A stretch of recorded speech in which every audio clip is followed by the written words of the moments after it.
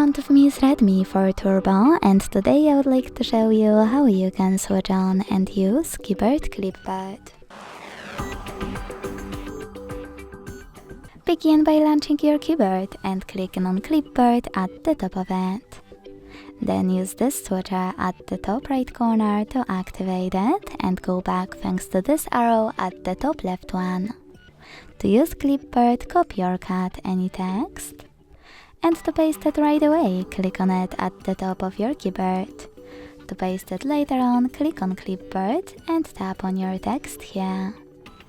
To pin it, hold it and use pin icon.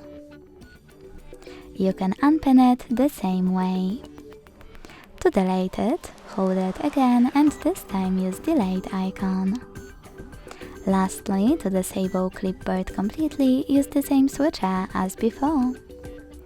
Thanks so much for watching. If you enjoyed this video, leave a like, comment and subscribe. Bye!